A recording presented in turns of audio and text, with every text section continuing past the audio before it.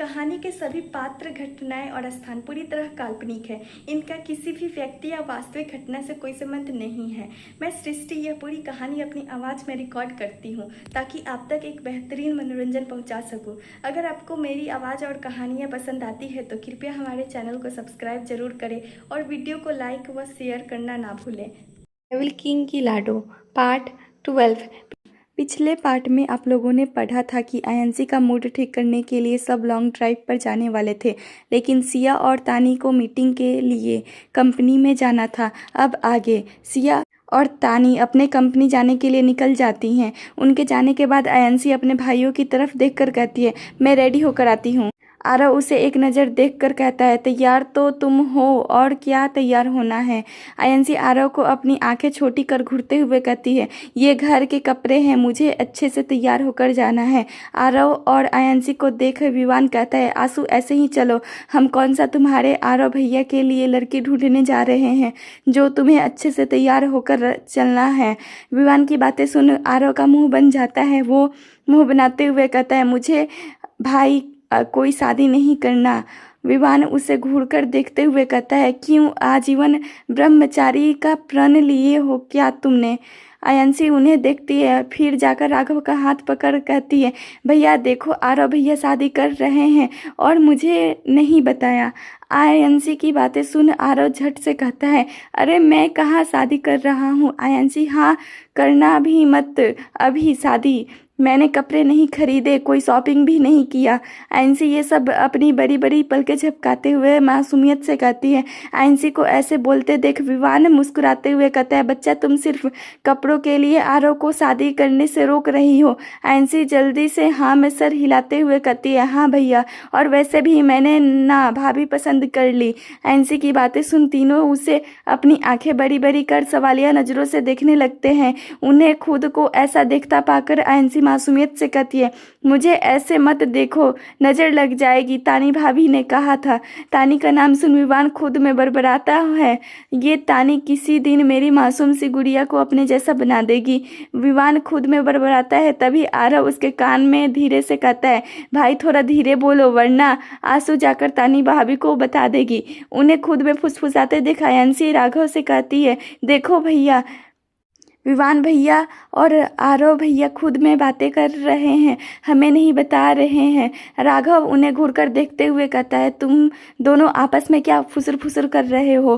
राघव की बातें सुन दोनों अपने दांत दिखा देते हैं। तभी विवान कहता है, आंसू तुमने बताया नहीं कि तुमने आरव के लिए कौन सी लड़की पसंद की है। आयंसी ये सबको एक नज़र देख खुशी से चहकते हुए कहती है, अवी दीदी। अवी का नाम सुन आरव जोर से कहता है, बिल्कुल नहीं, मैं उस शैतान की नानी से कभी शादी नहीं करूंगा। आरव के ऐसे चिल्लाकर बोलने से विवान अपने कानों को हाथों से ढककर कहता है, इतना क्यों चिल्ला रहा है, मेरे कान के पर्दे फाड़ेगा क्या। आरव विवान की बातें को नज़रअंदाज कर राघव से विनती करते हुए कहता है, भाई मैं किसी से भी शादी कर लूंगा, लेकिन उस छिपकली से नहीं। राघव उसकी बातों में ध्यान नहीं देता। राघव को खुद को ऐसे इग्नोर करते देख आरव का मुंह बन जाता है। तभी आयंसी कहती है, मेरी अविदी छिपकली नहीं है, वो लड़की है और बहुत प्यारी है। आयंसी की बातें सुन आरव खुद में बड़बड़ाता है, हाँ वो सिर्फ तुम्हारे लिए प्यारी है, मेरे सामने आते ही पता नहीं उसके अंदर कौन सा चुड़ैल की आत्मा आ जाती है। राघव उन सबको देख कहता है, तुम लोगों को चलना नहीं है। आयंसी तपाक से कहती है, चलना है, मैं रेडी होकर आती हूँ। इतना बोल वो वहाँ से अपने कमरे में भाग जाती है और बाकी सब भी अपने कमरे में चेंज करने चले जाते हैं। कुछ देर बाद वो सब रेडी होकर नीचे हॉल में आते हैं। इस वक्त तीनों भाइयों ने सिंपल सी जीन्स और शर्ट पहन रखा था और पैरों में जूते। बालों को इस बार उन्होंने जेल से सेट नहीं किया हुआ था। आयंसी ने ब्लैक कलर की शर्ट्स और उस पर क्रॉप टॉप पहन रखा था। उस टॉप में बस पतली सी स्ट्रिप थी। टॉप हद से ज़्यादा छोटा था, जिस कारण आयंसी की पतली और गोरी कमर का साफ साफ नजर आ रही थी। उसने अपने लंबे बालों का जुड़ा किया हुआ था, जिसमें से कुछ लट्टें उसके चेहरे पर आ रही थी। पैरों में उसने सफ़ेद जूते पहन रखे और एक हाथ में घड़ी। होठों पर बस हल्का सा गुलाबी रंग का लिप बाम लगाया हुआ था। कुल मिलाकर आयंसी बहुत प्यारी लग रही थी। आरव आयंसी को ऊपर से नीचे देखकर कहता है, तुम्हें ठंड नहीं लग रही है। आयंसी ना में सर हिलाकर कहती है, नहीं लग रही है ठंड, ये ड्रेस मेरे फेवरेट है। आयांशी का जवाब सुन आरव फिर कुछ नहीं कहता। वो सब आरव की गाड़ी से जाने वाले थे और इस बार उनके साथ कोई भी बॉडीगार्ड नहीं चल रहा था। आयांशी गाड़ी देख आरव से कहती है, भैया मैं गाड़ी चलाऊंगी। आयांशी की बातें सुन राघव मुस्कुराकर कहता है, जब तुम बड़ी हो जाओगी मैं तुम्हें इससे भी अच्छी गाड़ी खरीद कर दूंगा, तब चला लेना। राघव की बातें सुन आरव बच्चों मुंह फुलाकर कहता है, भाई मेरी गाड़ी अच्छी है। आयांशी राघव का हाथ पकड़ कहती है, भैया मैं आगे बैठूंगी। राघव हाँ में सर हिलाता है तो आयांशी झट से जाकर आगे पैसेंजर सीट पर बैठ जाती है। फिर वो लोग वहाँ से निकल जाते हैं। आयांशी को बैठे बैठे बहुत बोर लग रहा था, तभी उसकी नज़र अपने पैरों के पास जाती है जहाँ एक बैग रखा था। वो उस कपड़े के बैग में देखती है जहाँ कई सारी शराब की कैन रखी थी। वो उसमें एक कैन निकाल कहती है, ये क्या है। आरव जब आयांशी के हाथों को देखता है तो वो जल्दी से उसके हाथों से उस कैन को छीनकर कहता है, ये बच्चों के लिए नहीं है। आरव के ऐसे छीनने से आयांशी अपना मुंह फुलाकर राघव से शिकायत करते हुए कहती है, भैया आरव भैया ने मुझसे कैन छीन लिया। राघव अपने फ़ोन में देखते हुए कहता है, आरव दे दो, क्या मांग रही है वो। आरव गाड़ी चलाते हुए कहता है, भाई नहीं दे सकता। विवान अपने एक आईब्रो उठाकर कहता है, क्यों नहीं दे सकते। आरव उसकी बात सुनकर चिढ़ जाता है और उस कैन को विवान को दिखाते हुए कहता है, ये मांग रही है, दे दूं। विवान जल्दी से उसके हाथ से कैन छीनकर आयांशी से कहता है, बच्चा ये मैं तुम्हें अच्छा वाला लाकर दे दूंगा। आयांशी हाँ में सर हिला देती है। उसे बैठे बैठे बहुत बोर लग रहा था। वो तो सीट के बीच से निकल पीछे जाकर राघव की गोद में बैठ जाती है और कहती है, कब पहुँचेंगे। राघव उसके बालों में हाथ फेरते हुए प्यार से कहता है, अभी पहुँच जाएंगे गुड़िया। आयांशी राघव को देखते हुए कहती है, आरव भैया कितना धीरे गाड़ी चला रहे हैं। आरव गाड़ी चलाते हुए ही कहता है, भाई ने कहा धीरे गाड़ी चलाने क्योंकि तुम्हें चोट ना लग जाए। आयांशी राघव का चेहरा अपने नन्हे नन्हे हाथों में पकड़ कहती है, मुझे चोट नहीं लगेगी भैया, मैं बहुत स्ट्रांग हूँ। राघव मुस्कुराकर कहता है, हाँ मेरी गुड़िया बहुत स्ट्रांग है। फिर आयांशी अपना फ़ोन निकाल उसमें गेम खेलने लगती है और राघव से बातें भी करने लगती है। कैसा लगा भाई बहन का प्यारा सा नोकझोंक। Asterisk group of companies. Siya इस वक्त अपने कैबिन में अपने चेयर पर किसी रानी की तरह बैठी फाइल पढ़ रही थी। उसका पूरा ध्यान इस वक्त अपने फाइल में था। फाइल पढ़ते हुए सिया के चेहरे पर दुनिया जहां का गुस्सा नजर आ रहा था और उसके सामने खड़ा उसका मैनेजर सर झुकाए डर से कांप रहा था। सिया जोर से उस फाइल को टेबल पर पटक गुस्से में तेज आवाज में कहती है, क्या है ये रिपोर्ट तैयार किया है तुमने। ये कहा था मैंने तुमसे, काम करने नहीं होता तो जाओ घर में बीवी का पल्लू पकड़कर बैठो। इस रिपोर्ट को देखकर ऐसा लग रहा है कि किसी स्कूल के बच्चों ने बनाया है। वो लोग भी तुमसे अच्छा रिपोर्ट तैयार कर लेते हैं, लेकिन तुम तो एक अनपढ़ से भी ज़्यादा गए गुजरे हो। एक काम करो, जाओ और जाकर स्कूल में एडमिशन लो और जाकर सीखो कि कैलकुलेशन कैसे करते हैं। सिया की बातें सुनतानी जो उसके सामने वाली चेयर में बैठी अपना काम कर रही थी, उसकी हंसी छूट जाती है। लेकिन जब सिया उसे अपनी गुस्से से जलाती हुई निगाहों से देखती है तो वो झट से अपनी नज़रें अपने फाइल की तरफ कर लेती है। मैनेजर अपनी कांपती हुई आवाज़ में कहता है, सॉरी मैम, दोबारा नहीं होगा। सिया मैनेजर को गुस्से से घूरते हुए कहती है, ओह तो अब मैं तुम्हारे दोबारा गलती करने का इंतजार करूं। मैनेजर जल्दी से कहता है, नहीं मैम। सिया अपने फाइल के पन्ने पलटते हुए कहती है, जाकर अपना सारा सामान हटाओ अपने कैबिन से। सिया की बातें सुन मैनेजर अपनी आंखों बड़ी बड़ी कर उसे देखने लगता है। इस वक्त एसी कमरे में भी उसके चेहरे पर पसीने आ रहे थे। वो नम आंखों से कहता है, मैं पहली गलती समझकर माफ़ कर दीजिए, दोबारा कोई शिकायत का मौका नहीं दूंगा। प्लीज़ मुझे नौकरी से मत निकालिए, मेरे छोटे छोटे बच्चे हैं, मैं क्या करूँगा। प्लीज़ मैडम नौकरी से मत निकालो। सिया बिना किसी एक्सप्रेशन के उसका चेहरा देखते हुए अपनी कड़क आवाज में कहती है, तुमसे किसने कहा दिया कि मैं तुम्हें नौकरी से निकाल रही हूँ। मैनेजर मैम, आपने ही अभी कहा ना कि अपने कैबिन से सारा सामान हटा लो। मैनेजर ये सब डरते डरते कह रहा था। मैनेजर की बातें सुन सिया कहती है, मैंने सामान हटाने बोला था और तुमने खुद ही सोच लिया कि मैंने तुम्हें नौकरी से निकाल दिया। मैंने तुम्हें नौकरी से नहीं निकाला है। अब से तुम मेरे हस्बैंड हस्बैंड के साथ काम करोगे उसके ऑफिस में। इतना बोल सिया टेबल पर रखा एक फाइल उठा पढ़ने लगती है और मैनेजर अपने ही जगह पर भूत बना खड़ा हुआ था। उसे देख ऐसा लग रहा था कि उसे बहुत जोर का बिजली का झटका लगा हो। मैनेजर अपने मन में कहता है, हे भगवान, ये शैतानों की देवी कम थी क्या जो अब उसके जलाद पति के साथ काम करना पड़ेगा। ये दोनों पति पत्नी किसी दिन मेरी कब्र खुदवा कर ही दम लेंगे। बच्चा लेना इनसे प्रभु। सिया फाइल पढ़ते हुए जब अपना सर ऊपर कर देखती है तो उसे मैनेजर अभी भी अपने जगह खड़ा दिखता है। उसे ऐसे भूत बने खड़े देख सिया अपने कठोर आवाज में कहती है, क्या हुआ है तुम्हें? ऐसे भूत बने क्यों खड़े हो? अगर यहीं रहना है का इरादा है तो बोल दो। कंपनी के तरफ से जो घर तुम्हें दिया गया है उसे लेकर मेरे केबिन में ही तुम्हारा बिस्तर लगा देती हैं, यहीं सो जाना। सिया की बातें सुन तानी को बहुत हंसी आ रही थी। वो अपना चेहरा नीचे कर मुंह में हाथ रख हंस रही थी, क्योंकि अगर सिया के सामने अभी वो खुलकर हंसती तो वो अपने गुस्से से ही उसका कत्ल कर देती। मैनेजर जल्दी से सिया को सॉरी बोल केबिन से निकल जाता है और सिया की असिस्टेंट बस उसी रास्ते में देखते रहती है जहां से वो मैनेजर गया था। सिया जैसे कुछ बोलने के लिए अपने असिस्टेंट की तरफ देखती है तो उसका पारा और चढ़ जाता है, क्योंकि उसकी असिस्टेंट दरवाजे की तरफ देख रही थी। उसे ऐसे देख सिया कहती है, तुम्हें भी जाना है बाहर। सिया की बातें सुन असिस्टेंट घबरा जाती है। वो जल्दी में कहती है, नो नो मैम। सिया आज की मीटिंग के कॉन्ट्रैक्ट पेपर की एक कॉपी उन्हें दूसरी कंपनी में मेल कर देना। Assistant, okay ma'am. तानी अपना काम कर रही थी और सिया फाइल चेक कर रही थी। सिया को देखकर असिस्टेंट थोड़ा मस्का लगाने के अंदाज में कहती है, मैम। सिया काम करते हुए कहती है, हम। असिस्टेंट, वो मैम आजकल राघव सर नहीं आते। असिस्टेंट की बातें सुन सिया फाइल बंद कर उसकी तरफ देखने लगती है तो असिस्टेंट उससे ही मुस्कुराकर देख रही थी। असिस्टेंट को दांत दिखा मुस्कुराते हुए देख सिया कहती है, क्लोजअप का ऐड करने आई हो जो बतीसी दिखाकर हंस रही हो। सिया की बातें सुन असिस्टेंट जल्दी से अपना मुंह बंद कर लेती है तो सिया आगे कहती है, मेरे पति को बहुत काम होते हैं तो वो ऑफिस नाच नहीं सकता, और अगर तुम्हें अभी भी जानना है कि वो क्यों नहीं आ रहे हैं तो फिर एक काम करो, उन्हें कॉल कर लेती हूँ, तुम खुद पूछ लेना। इतना बोल वो राघव को कॉल करने लगती है तो असिस्टेंट जल्दी से कहती है, नहीं मैम, सर को कॉल मत कीजिए। इस वक्त असिस्टेंट के चेहरे पर 12 बज रही थी और वो डर से गहरी गहरी सांसें ले रही थी, क्योंकि वो राघव के बारे में बहुत अच्छे से जानती थी कि वो किसी के भी चक्कर में पड़ने वालों में से नहीं है और उसका गुस्सा बहुत खतरनाक है। सिया असिस्टेंट को देख मुस्कुराकर कहती है, मेरे हस्बैंड हमारी बेटी के साथ घूमने गए हैं,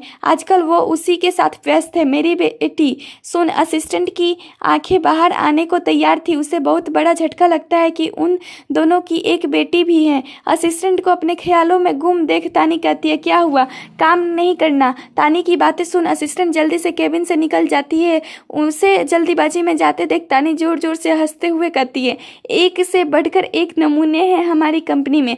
एक चमचमाती महंगी कार एक बड़े से होटल के सामने रुकती है। उस होटल का नाम बड़े बड़े अक्षरों में लिखा हुआ था, द ब्लू डायमंड। ये एक 7 स्टार होटल था। उस कार में से राघव बड़े एटीट्यूड से कार से बाहर उतरता है और उसी के साथ बाकी सब भी गाड़ी से बाहर उतरते हैं। आयंसी अपने सामने स्थिति बिल्डिंग को मुंह खोले देख रही थी। वो हैरानी और के मिले जुले भाव से कहती है, वाह, ये होटल कितना बड़ा और सुंदर है। राघव की तरफ देखकर, ये होटल किसका है? आयंसी की बात पर राघव मुस्कुराकर कहता है, तुम्हारा है गुड़िया। राघव की बातें सुन आयंसी की आंखें में एक चमक आ जाती है। वो राघव का हाथ पकड़ मुस्कुराते हुए कहती है, भैया जल्दी चलो अंदर, मुझे इस होटल को अंदर से देखना है। आयंसी को इतना खुश देख उन सबको काफ़ी अच्छा लग रहा था। वो लोग यही तो चाहते थे कि उनकी प्रिंसेस खुश रहे, इसलिए वो लोग उसे यहाँ लेकर आए थे। आरव अपनी गाड़ी की चाबी उस होटल के बाहर खड़े गार्ड की तरफ उछाल देता है ताकि वो गार्ड उसके गाड़ी को सही जगह पार्क कर दे। जब वो सभी अंदर जाते हैं तो देखते हैं वहाँ कुछ गिने चुने कपल और कुछ लोग अपने फ्रेंड्स के साथ डिनर करने आए थे। वहाँ मौजूद लड़कियों का ध्यान तीनों माफिया ब्रदर्स पर ही अटक जाती है क्योंकि वो तीनों काफ़ी हैंडसम थे। वो सभी लड़कियाँ उन्हें देख आए भरने लगती है और उनमें से कुछ ऐसी भी थी जो उन्हें पाने की सपने देख रही थी। लेकिन जब उन लोगों ने राघव के हाथ को पकड़े एनसी को देखा, वहाँ मौजूद कुछ लड़कियों का मुंह बन गया और कुछ एनसी को कंफ्यूज होकर देख रहे थे कि उन तीनों के साथ वो बच्ची कौन है। लड़कियाँ तो तीनों माफिया ब्रदर्स को ताड़ने में व्यस्त थी, लेकिन वहाँ मौजूद कुछ टीनेजर लड़के, उनके ध्यान तो आयंसी से हट ही नहीं रहा था। वो सभी उसके खूबसूरत और मासूम चेहरे में खो गए थे। एक लड़का अपनी कोहनी टेबल पर टिकाकर बड़े प्यार से आयंसी को देख रहा था। तभी उसके बगल बैठा लड़का उसके कान में फुसफुसाता है, भाई नज़र हटा ले वरना नज़र हटी दुर्घटना घटी वाला सीन हो जाएगा। वो लड़का आयंसी को प्यार से देखते हुए अपने में ही खोए अंदाज में कहता है, कितनी प्यारी है ना, काश इतनी प्यारी गर्लफ्रेंड मिल जाती मुझे। दूसरा वाला लड़का उसकी बात सुन एकदम घबरा जाता है और जल्दी से कहता है, अरे भाई दुनिया की किसी भी लड़की से प्यार कर ले लेकिन इससे नहीं। अगर उसके आसपास भी भटका तो उसके तीनों भाई माफिया ब्रदर्स तुझे दुनिया से गायब कर देंगे। दूसरी लड़के की बात सुन पहला लड़का असमंजस से उसे देखने लगता है, जैसे पूछ रहा हो क्या बोल जा रहे हो। दूसरे लड़का, भाई मेरे पापा रिपोर्टर है और उन्होंने ही मुझे इन लोगों के बारे में बताया था कि ये राघव ओबराय हैं और वो दोनों उसके भाई, ये राघव ओबराय जो वो इंडिया का नंबर 1 बिजनेसमैन है और सिर्फ इंडिया का नहीं अब्रॉड में भी इसकी काफ़ी नाम है। बिजनेसमैन के अलावा ये एक अंडरवर्ल्ड माफिया किंग है जिसका इस दुनिया पर राज चलता है। एक बार किसी ने इसकी बहन से बदतमीजी की थी तो इसने उसे मौत के घाट उतार दिया। दूसरे लड़के की बात सुन पहले लड़के के माथे पर पसीने आने लगते हैं और वो टेबल पर रखा पानी का गिलास उठा एक ही सांस में पी जाता है। वो तीनों माफिया ब्रदर्स किसी पर ध्यान नहीं देते और एनसी को लेकर अपने प्राइवेट रूम में चले जाते हैं। होटल का मैनेजर भी उनके साथ ही था। वो उन लोगों के आगे पीछे घूम रहा था क्योंकि ये होटल राघव का था और अगर मैनेजर से जरा भी चूक हुई तो उसकी नौकरी के साथ उसकी जान भी जाएगी। वो सभी प्राइवेट रूम में जाते हैं जहां बड़ा सा डाइनिंग टेबल था और उसके साथ साथ टीवी भी लगा हुआ था। उस रूम को काफ़ी खूबसूरती से सजाया गया था। वहां कई सारी एक्टिंग और यूनिक पेंटिंग लगी हुई थी। राघव हैंड की कुर्सी पर बैठ जाता है और आयंसी उसके बगल में बैठ जाती है। आरव और विवान भी आमने सामने बैठ जाते हैं। उस कमरे में कुछ देर में एक वेट्रेस आती है जिसने वेटर के कपड़े पहन रखे थे। उसने बालों को पंखी कलर से रंगा हुआ था।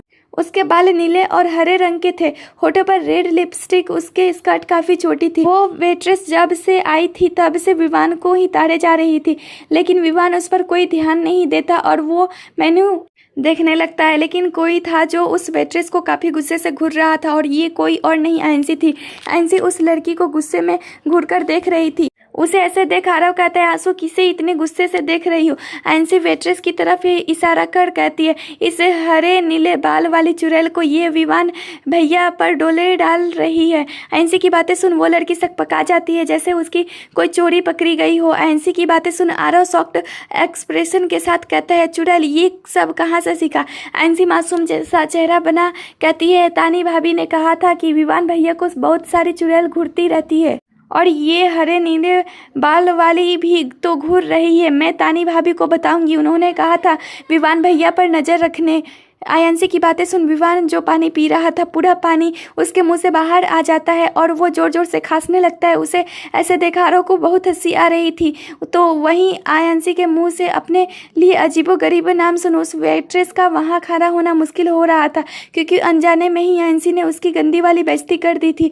विवान एक टक आयंसी का चेहरा देखते हुए मन में कहता है, बना दिया तानी ने मेरी मासूम सी गुड़िया को अपनी तरह, एक झेली नहीं जाती अब 2 हो गई। वो वेट्रेस से जल्दी ऑर्डर लेकर वहाँ से भाग जाती है और उसके जाते ही आरव जोर जोर से हंसने लगता है और उसके ऐसे हंसते देख विवान का मुंह बन जाता है और वहीं आयंसी उसे अपनी हैरान नज़रों से देख रही थी। आरव ने जैसे आयंसी की आंखें पढ़ ली थी। वो अपनी हंसी कंट्रोल करते हुए कहता है, आंसू तुम्हारे जो विवान भैया है ना उस पर लड़कियां कुछ ज़्यादा जल्दी फिदा हो जाती है, इसलिए तानी भाभी ने तुम्हें नज़र रखने को कहा था। आरव की बातें सुन आयंसी तपाक से कहती है, आप लोगों को पता है स्कूल में ना हर लड़का मुझे देखते रहता है क्योंकि मैं बहुत क्यूट हूँ, है ना। आयंसी की बातें सुन वहाँ एकदम शांति छा जाती है। आयंसी के द्वारा खुद की बेइज्जती होने के कारण वो वेट्रेस वहाँ 1 मिनट भी नहीं रुकती और वहाँ से 9-11 हो जाती है। उस वेट्रेस को इस तरह जल्दीबाजी में भागता देख आरव की हंसी छूट जाती है। आरव को हंसता देख आयंसी असमंजस से उसे ही देखते रहती है। उसके तो समझ नहीं आ रहा था कि ऐसा भी क्या हुआ जो आरव ऐसे हंस रहा है। आरव ने जैसे आयंसी की आंखों में सवाल पढ़ लिए थे। वो अपनी हंसी कंट्रोल कर कहता है, आंसू तुम्हारे जो विवान भैया है ना उस पर लड़कियां कुछ जल्दी फिदा हो जाती है, इसलिए तानी भाभी ने तुम्हें नज़र रखने को कहा था। आरव की बातें सुन विवान उससे खा जाने वाले नज़रों से घूर रहा था। वो लोग अपने में ही व्यस्त थे। तभी आयंसी तपाक से कहती है, आप लोगों को पता है स्कूल में ना हर लड़का मुझे देखता रहता है क्योंकि मैं बहुत क्यूट हूँ, है ना। आयंसी की बातें सुन वहाँ एकदम शांति छा जाती है। सभी उसके मासूम चेहरे को एकटक देखते रहते हैं। तभी राघव की आवाज़ सबके कानों में पड़ती है, कौन देखता है बच्चा तुम्हें। राघव के आवाज़ में छुपे गुस्से को विवान और आरव बहुत अच्छे से समझ पा रहे थे, लेकिन उन्होंने इस वक्त कुछ नहीं कहा। राघव के सवाल पर आयंसी मुस्कुराकर कहती, आपको पता है जब मैं आज स्कूल गई सब मुझे देख रहे थे उदास होकर, लेकिन मुझसे दोस्ती किसी ने भी नहीं की। आयंसी को इस तरह उदास होते देख उन्हें बिल्कुल भी अच्छा नहीं लगता। आयंसी का ध्यान भटकाने के लिए राघव उसके बालों में हाथ प्यार से फेरते हुए मुस्कुराकर कहता है, बच्चा देखो ना, तुमने तो अपने पसंद का कुछ ठीक से ऑर्डर भी नहीं किया, चलो जल्दी जल्दी ऑर्डर कर लो। राघव की बात सुन आयंसी वहाँ खड़े वेटर से जल्दी से अपनी पसंद का सब कुछ ऑर्डर दे देती है और लास्ट में सोचते हुए कहती है, मेरे लिए ना चॉकलेट आइसक्रीम लाना मत भूलना, वो मुझे बहुत पसंद है। इतना बोल वो अपने होठों पर जीभ फिराने लगती है। उसकी इतनी प्यारी हरकत देख सभी के होठों पर मुस्कान तैर जाती है। सभी ने अपना अपना ऑर्डर दे दिया था और कुछ ही देर में उनकी पूरी टेबल खाने से सज जाती है। अपने सामने तरह तरह के डिशेस देख आयंसी के चेहरे पर प्यारी सी मुस्कान खिल जाती है। वो अपने फ़ोन से उस खाने की फ़ोटो लेने लगती है। उसको ऐसा करते देख विवान कहता है, क्या कर रही हो बेटू। आयंसी विवान को देखकर मुस्कुराकर कहती है, स्नैप बना रही हूँ भैया, मैं ना ये सब अपना स्कूल ग्रुप में डालूंगी। उसकी बातें सुन सभी मुस्कुराने लगते हैं। आयंसी अपनी भी फ़ोटो क्लिक करने लगती है। फिर वो अपने सामने बैठे आरव से कहती है, भैया मेरी फ़ोटो क्लिक कर दो ना। आरव अपने फ़ोन से उसकी फ़ोटो क्लिक कर लेता है।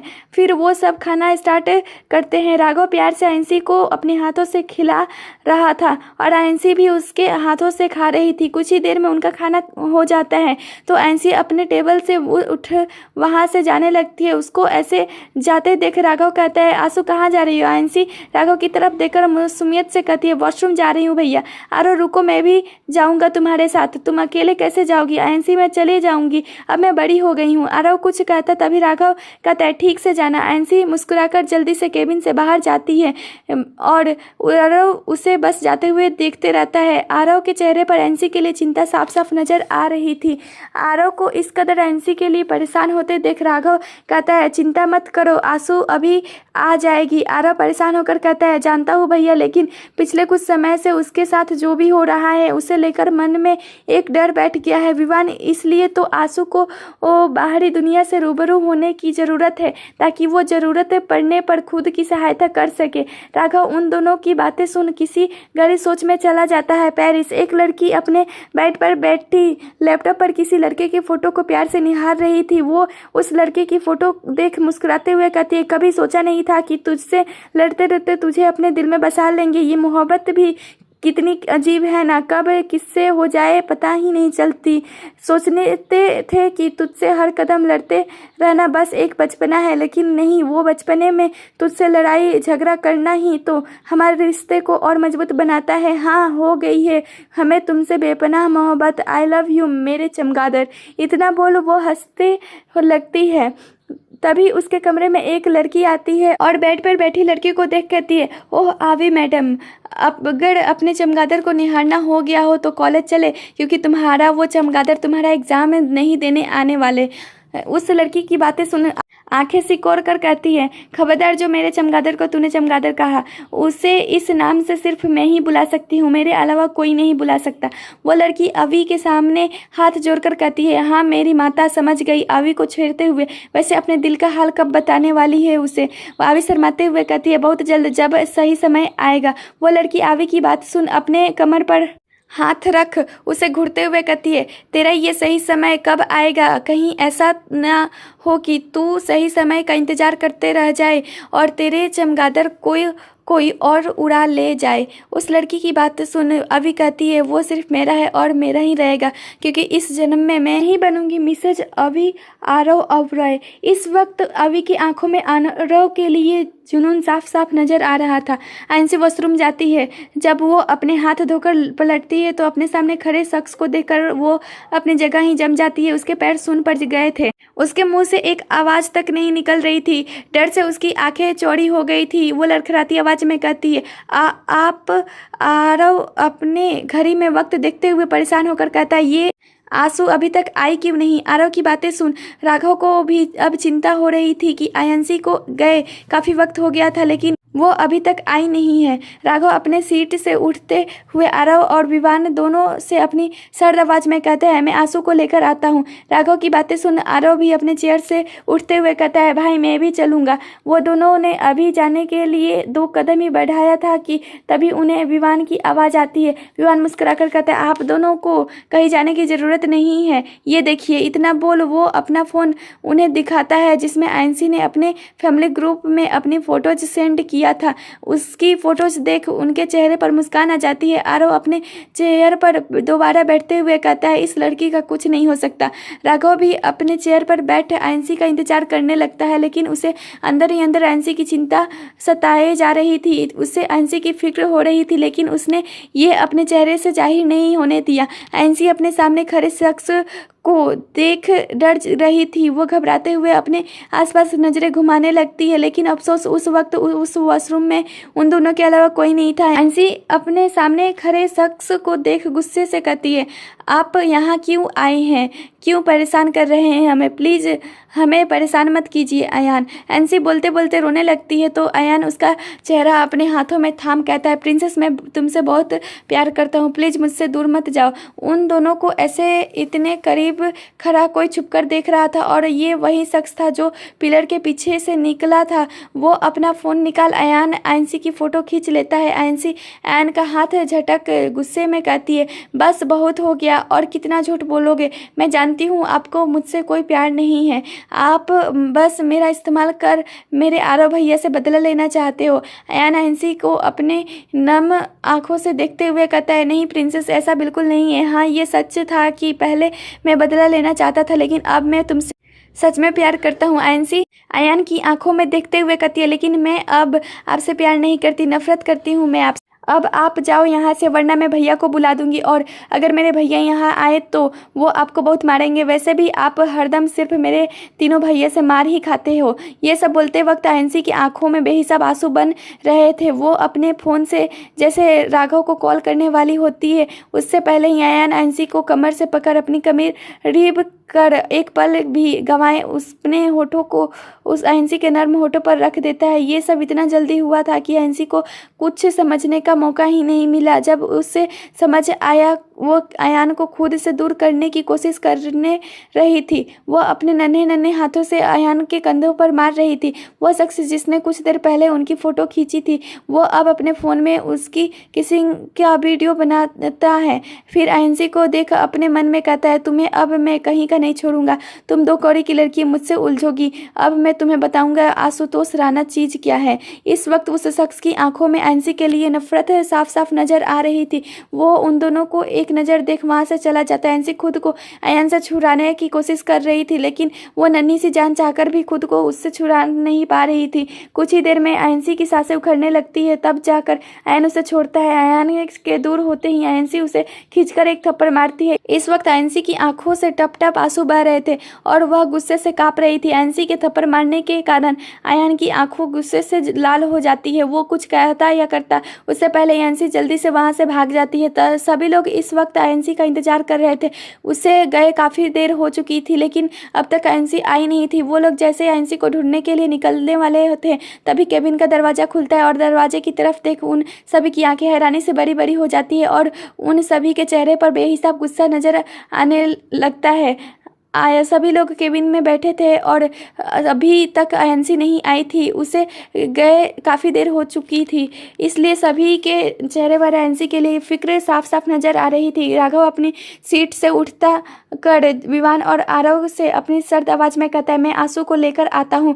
राघव के साथ आरव और विवान भी आयंसी को ढूंढने के लिए निकलने वाले होते हैं। उन लोगों ने अभी कुछ कदम ही बढ़ाए होंगे कि एक झटके से केबिन का दरवाज़ा खुलता है। जब वो लोग दरवाजे की तरफ देखते हैं तो उनकी आंखें हैरानी से चौड़ी हो जाती है, चेहरे पर गुस्सा उमड़ आता है और गुस्से में उनकी मुट्ठियां कस जाती है क्योंकि दरवाजे पर आयंसी खड़ी थी। उसका पूरा चेहरा आंसुओं से भीगा हुआ था। ज़्यादा रोने के कारण उसकी आंखें सूज गई थी और उसके गाल और नाक लाल हो गए थे। उसके लंबे लंबे बाल खुल चुके थे और बिखर कर उसके कमर तक आ गए थे और अयान के किस करने के कारण उसका छोटा सा ओठ भी सूज गया था। आयंसी की ऐसी हालत देख उसके मन में सैकड़ों ख्याल आ रहे थे। आयंसी झट से दौड़कर आती है और राघव के गले लग रोने लगती है। आयंसी इस वक्त बुरी तरह कांप रही थी। आयंसी के गले लगने पर राघव भी उसे अपने बाहों में के घेरे में ले लेता है और उसके बालों में हाथ फेरते हुए प्यार से कहता है, क्या हो गया बच्चा, ऐसे क्यों रो रही हो? आयंसी कुछ नहीं बोलती, बस रोते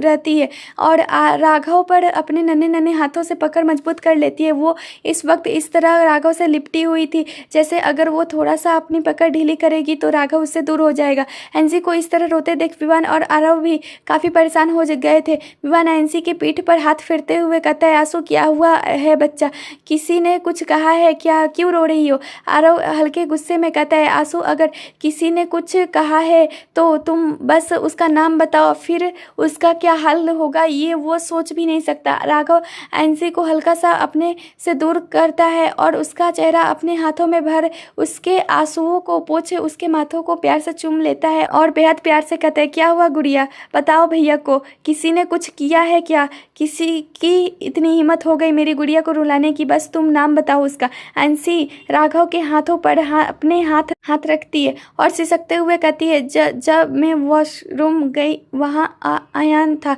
और उसने रोने के कारण उसके शब्द साफ साफ नहीं निकल रहे थे। इतना बोल वो जोर जोर से रोने लगती है। आयान का नाम सुन उसकी आंखों में खून उतर आता है, मानो अगर आयान अभी उसके सामने मौजूद होता तो वो लोग उसका कातल कर देते। आरव आयंसी की बालों में हाथ फेरते हुए अपने गुस्से को काबू करते हुए कहता है, क्या किया आंसू उस आयान ने? इस वक्त आरव को बहुत गुस्सा आ रहा था। उससे आयान से पहले से ही नफरत थी, अब तो वो उसकी मासूम बहन की जिंदगी के साथ खेल रहा था। ये सोच सोचकर उसके दिमाग की नसें रही थी। आयंसी एक नजर आरव को देखती है, फिर राघव को देखकर सिसकते हुए कहती है, आयान ने मुझे जबरदस्ती किस किया। इतना बोल वो रोने लगती है और आयंसी की बातें सुन उसका गुस्सा ज्वालामुखी की तरह फटने को तैयार था। राघव झट से आयंसी को अपने गले से लगा लेता है और उसके बालों में हाथ फेरते हुए शांत करने की कोशिश कर रहा था। ज्यादा रोने के कारण उसकी सिसकियां बंध गई थी। विवान जल्दी से ग्लास में पानी लेकर आयंसी की तरफ बढ़ाता है और उसे पानी पिलाता है। इस वक्त उन तीनों को उस आयान पर गुस्सा तो बहुत आ रहा था लेकिन आयंसी के सामने वो लोग अपना गुस्सा जाहिर नहीं कर सकते थे। आयंसी को पानी पिलाने के बाद राघव अपना कोट खोल आयंसी को उठा देता है, फिर झट से उसे अपने गोद में उठा आगे बढ़ते हुए आरव और विवान से अपनी सख्त आवाज़ में कहता है, मुझे कल इस होटल का मैनेजर और गार्ड इस होटल में नजर नहीं आने चाहिए। वो दोनों एक साथ ही जी भाई कहते हैं। राघव आयंसी को लेकर आगे बढ़ जाता है। आयंसी ने अपने नन्हे हाथों को राघव के गले में डाल रखा था और उसका सर इस वक्त राघव के सीने पर था। उन दोनों के निकलने के बाद आरव और विवान भी अपना काम कर होटल के बाहर निकल जाते हैं। उनके जाने के बाद मैनेजर सर पर हाथ देकर अपनी केबिन में बैठ जाता है क्योंकि उसकी नौकरी जा चुकी थी। अब उसे समझ नहीं आ रहा था कि वो करे तो क्या करे। उसे तो ये भी समझ नहीं आ रहा था कि उससे नौकरी से निकाला क्यों गया है। कार में इस वक्त एकदम शांति थी। आयंसी इस वक्त राघव की गोद में बैठी थी। आयंसी राघव की तरफ अपनी नम आंखों से देखकर सुमियत से कहती है, भैया मुझे अयान पास नहीं जाना, मुझे आपके और मम्मा के साथ रहना है। राघव मुस्कुराकर कहता, तुम्हें हमेशा मेरे पास रहोगी, मैं अपनी छोटी सी गुड़िया को कैसी के भी नहीं ले जाने दूंगा। अयांशी सुमियत से अपने होठों को छूकर कहती है, आपको पता है उन्होंने मुझे यहाँ पर किस किया, मुझे बिल्कुल अच्छा नहीं लगा। जब भी वो मुझे छूते हैं बहुत गंदा लगता है। राघव अयांशी को अपने सीने से लगा उसके बालों में हाथ फेरते हुए कहता है, अब कोई मेरी गुड़िया को हाथ नहीं लगाएगा, जो भी मेरी गुड़िया को छुएगा भैया उसको सजा देंगे। अयांशी ने सारी बातें मासूमियत से कह दी थी, लेकिन उस मासूम को नहीं पता था कि उसके कहे गए हर शब्द उसके भाइयों का गुस्सा बढ़ाने का काम कर रहे हैं। राघव धीरे धीरे अयांशी के बालों में हाथ फेर रहा था, जिससे उसकी पलकें भारी हो जाती है और कुछ ही देर में वो नींद की आगोश में चली जाती है। राघव एकटक उसका चेहरा देख रहा था। अयांशी के चेहरे पर आंसुओं के निशान साफ साफ नजर आ रही थी और इस वक्त उसने राघव के शर्ट को अपने छोटे छोटे नाजुक हाथों से पकड़ रखा था। ये देख राघव के चेहरे पर मुस्कान आ जाती है, लेकिन फिर कुछ याद करके उसकी आंखें कठोर हो जाती है। वो अयांशी के मासूम चेहरे को देखते हुए अपने सर्द आवाज में कहता है, उस अयान का अब परमानेंट इलाज करने का वक्त आ गया है। राघव की बातों को मतलब समझ विवान और आरव के चेहरे पर मुस्कान आ गई थी, क्योंकि उन्हें पता चल रहा था कि अब राघव क्या करने वाला है। आरव कार के बाहर देखते हुए, उस अयान का इलाज तो मैं अपने हाथों से करूंगा, क्योंकि मुझे इसका बहुत बेसब्री से इंतजार था। विवान मुस्कुराते हुए कहता है, मतलब हमें फिर से लाइव इंटरेस्टिंग फिल्म देखने का मौका मिलेगा। विवान की बात पर आरव हल्का मुस्कुराते हुए कहता है, हाँ ऐसा ही कुछ सोच लो, बस सारे सामान का इंतजाम करवा देना। आरव की बातें सुनने के बाद विवान और राघव दोनों के चेहरे पर मुस्कान थी। आगे की कहानी अगली भाग में पढ़िए। तब तक के लिए धन्यवाद। मेरे साथ ये कहानी सुनिए दोपहर 12:30 बजे और अपनी समीक्षा देना ना भूलें। चैनल पर नए हैं तो चैनल को सब्सक्राइब करें और सुनिए रोज एक नई कहानी। तब तक के लिए आप हमारी पुरानी कहानियों को भी सुन सकते हैं। धन्यवाद।